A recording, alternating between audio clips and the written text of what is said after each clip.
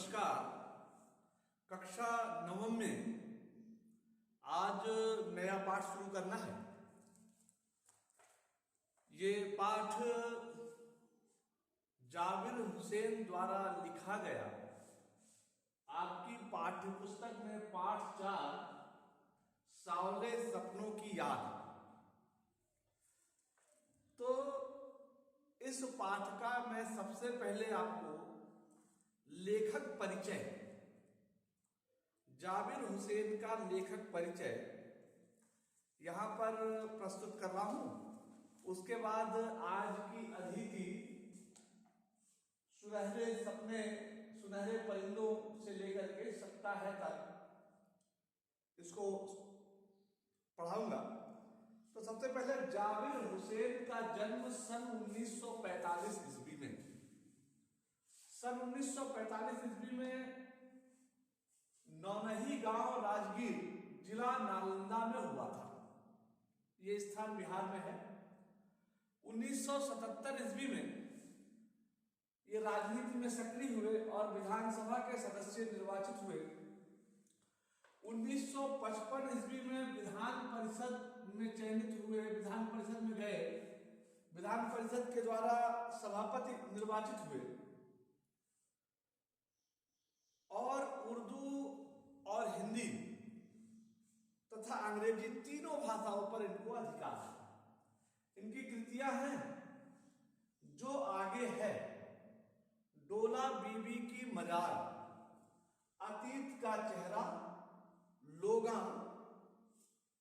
और फिर एक नदी रेत भरी। ये इनकी कृतियां थी।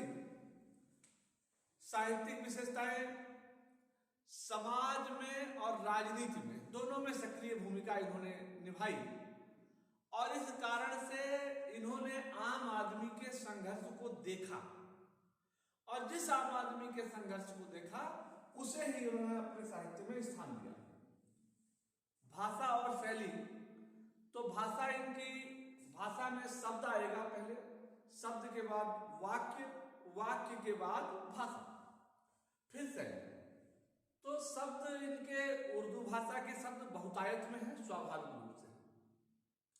छोटे छोटे हिंदी और संस्कृत के शब्दों का भी बड़ा सुंदर प्रयोग करते हैं। वाक्य व्यवस्थित रहता है, भाषा सुगठित है, सरल सहज। शैली इनकी, डायरी लेखन भी इन्होंने किया तो डायरी विधा भी इनके साहित्य में दिखाई पड़ती है। शैली रोचक है, वर्णनात्मक है, सूक्तिपरक है और कोमल कांत पदावली से युक्त है। ये जाबिर हुसैन का लेखक परिचय था। और अब आज जिस भाग को मैं पढ़ाऊंगा ये पाठ सावले सपनों की याद है। सावले सपनों की याद यानी लेखक याद कर रहा है, तो यह संस्मरण है। क्या है? संस्मरण।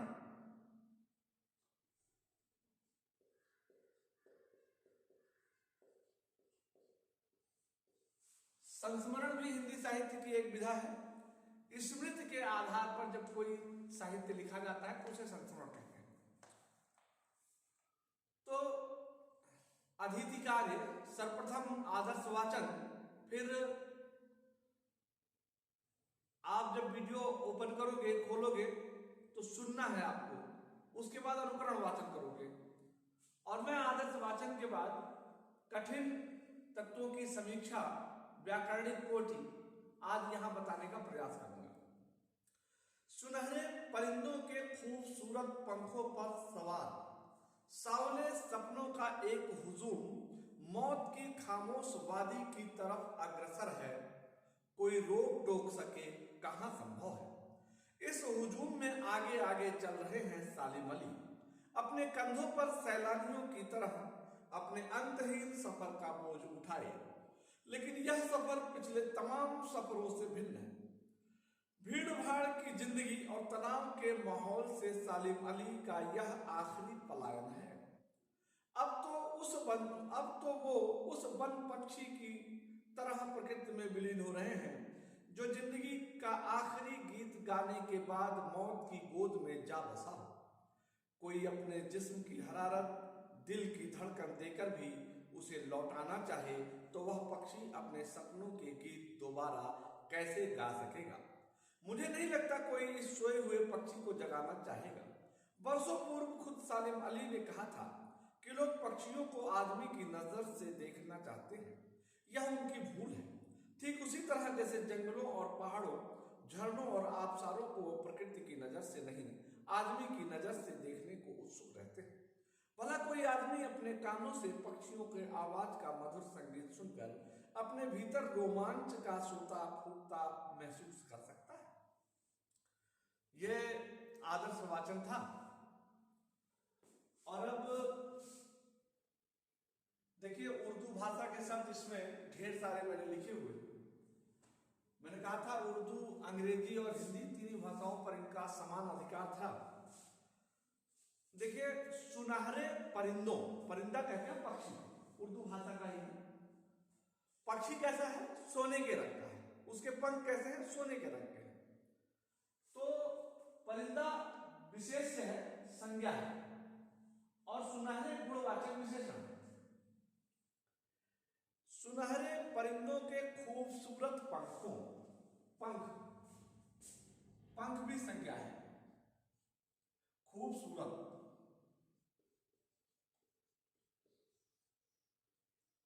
गुणवाचक विशेषण। तो खूबसूरत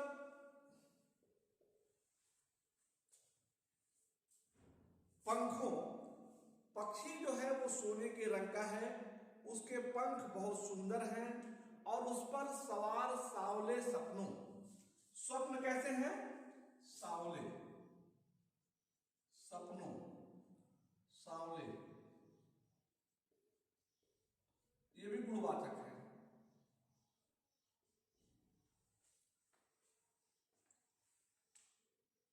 देखिए, कोई भी बच्चा बचपन में जो होता है तो उसके स्वप्न बहुत सुंदर होते हैं, बहुत सुंदर होते हैं। और इसी सुंदरता को व्यक्त करने के लिए लेखक ने क्या कहा? सावले स्वप्न कहा है।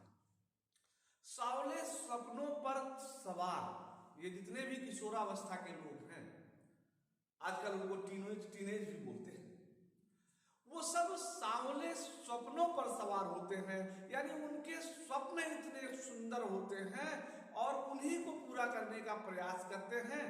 उनमें से बहुत लोग जो अपने स्वप्न को पूरा करने के लिए अपने कृत संकल्प को कार्य को मूल उद्देश्य समझकर अर्जुन की तरह कार्य करते हैं, उनके स्वप्न पूरे होते हैं और शेष के स्वप्न टूट जाते हैं।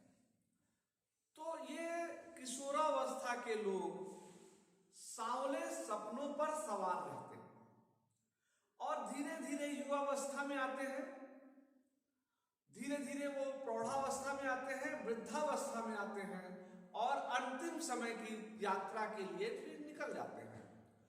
तो सावले स्वप्नों का जो एक हुजूम था, एक झुंड था, उसने किशोरावस्था से लेकर के अपनी प्रौढ़ावस्था तक की यात्रा पूरी कर ली और अब वो किधर जा रहा है?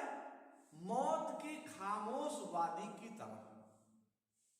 खामोश मतलब शांत, वादी मतलब पहाड़ी, घाटी, वादी का मतलब घाटी होगा। तो मौत की शांत घाटी,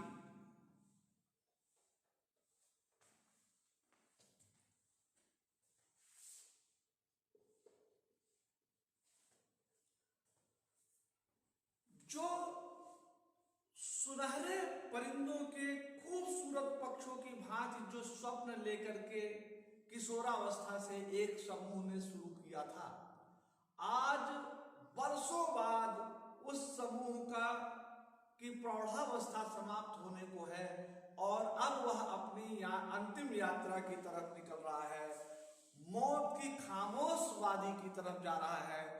और इसमें जो अग्रेसर के रूप में है, अग्रसर मतलब सबसे आगे हैं, वे हैं सालिम अली। कोई इन्हें रोक टोक सके या संभव नहीं है। तो इस हुजूम में आगे आगे चल रहे हैं सालिम अली। आगे आगे पुनरुक्त शब्द है। अपने कंधों पर सैलानियों की तरह अपने अंतहीन सफर का बोझ उठाए। सैलानी उर्दू भाषा का शब्द है, पर्यटक बोलते हैं। तो जिस भांति पर्यटक जो लंबी यात्रा पर निकला होता है उसकी यात्रा अंतहीन होती है और इस अंतहीन सफर में उसके पास बोझ भी ज्यादा होता है। तो जिस प्रकार से अंतहीन यात्रा पर निकला हुआ यात्री और उसका बोझ वह बोझ अपने कंधे पर लगाए रहता है, ठीक उसी प्रकार से अंतहीन यात्रा पर निकले हुए कौन है? सालिम अली। लेकिन यह सफर पिछले तमाम सफरों से भिन्न है। लेकिन अब तक का जो सफर था सालिम अली का वह अलग था और यह सफर, यह यात्रा अलग है। भीड़ भाड़ की जिंदगी और तनाव के माहौल से अब सालिम अली का यह आखिरी पलायन है। देखिए, भीड़ भाड़ जो है द्वंद्व समास है। भीड़ भाड़ भरी जिंदगी और भीड़ भाड़ में तनाव भी होता है, तनाव से युक्त वातावरण। ऐसे में सालिम अली का यह आखिरी पलायन है। अब ये आखिरी पलायन देखिए,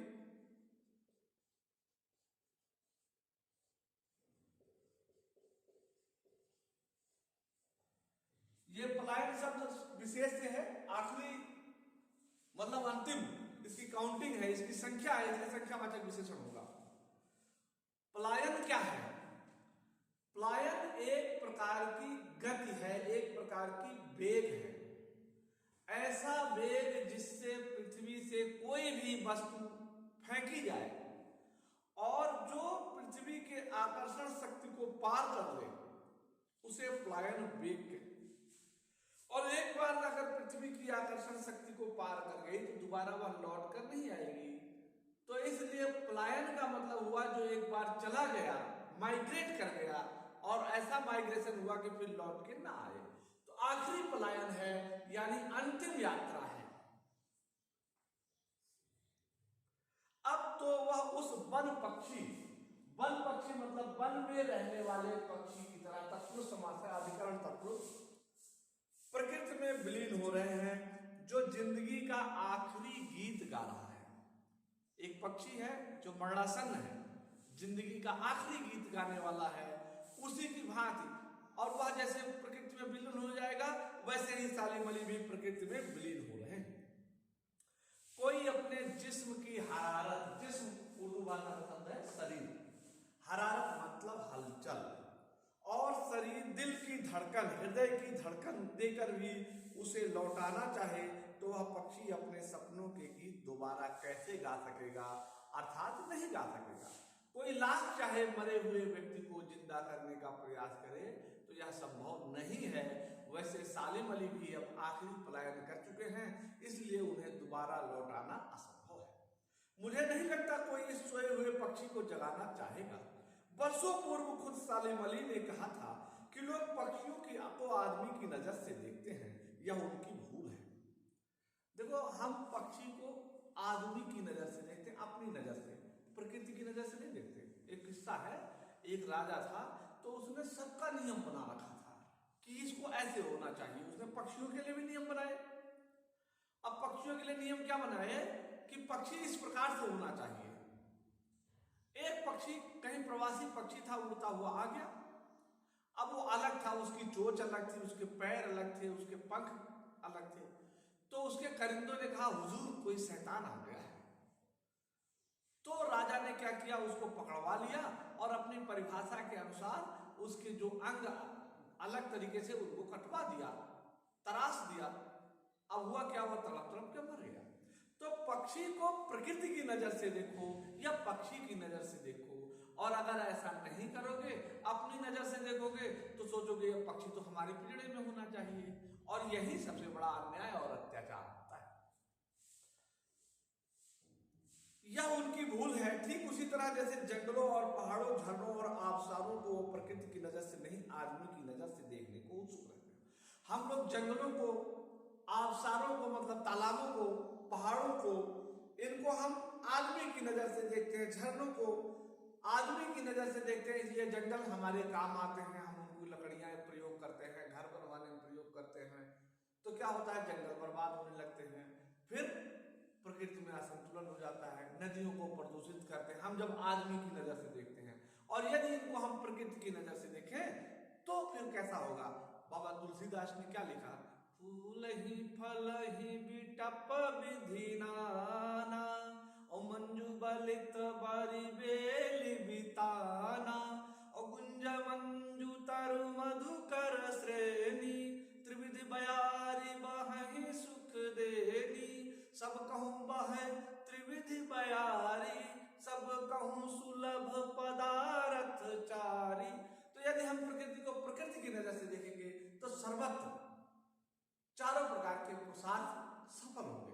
और यदि हमने उसको आदमी की दृष्टि से देखा तो उसका दोहन करना शुरू कर देंगे। भला कोई आदमी अपने कानों में पक्षियों का मधुर संगीत सुनकर अपने भीतर रोमांच का सोता फूटता महसूस कर सकता है। अब ये रोमांच शब्द है, रोमांच ये संस्कृत का शब्द है। इसी से अंग्रेजी भाषा में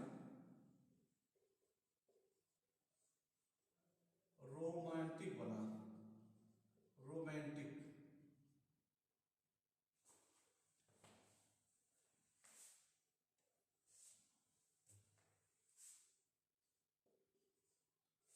उर्दू में बना रोमानी, इसी से रोमांस बना। अब देखिए लेकिन अर्थ कितना है, रोमांच। रोमांच का मतलब हुआ रोम छिद्रों में आंच आ जाए। तो ये रोम छिद्रों में आंच कब आती है, जब हम डर जाते हैं, जब हम लालच में होते हैं, जब हम क्रोध में होते हैं, जब हम आश्चर्य में होते हैं, जब हम काम में होते हैं, तो ये रोम छिद्रों में आंच आती है। लेकिन अंग्रेजी भाषा और उर्दू भाषा में इसके सिर्फ एक अर्थ को लिया, रोमांस। रोमांस को ही रोमानी बना दिया, बाकी अर्थों को छोड़ दिया। लेकिन ये शब्द पूरी तरह से इसी से निकले हुए हैं।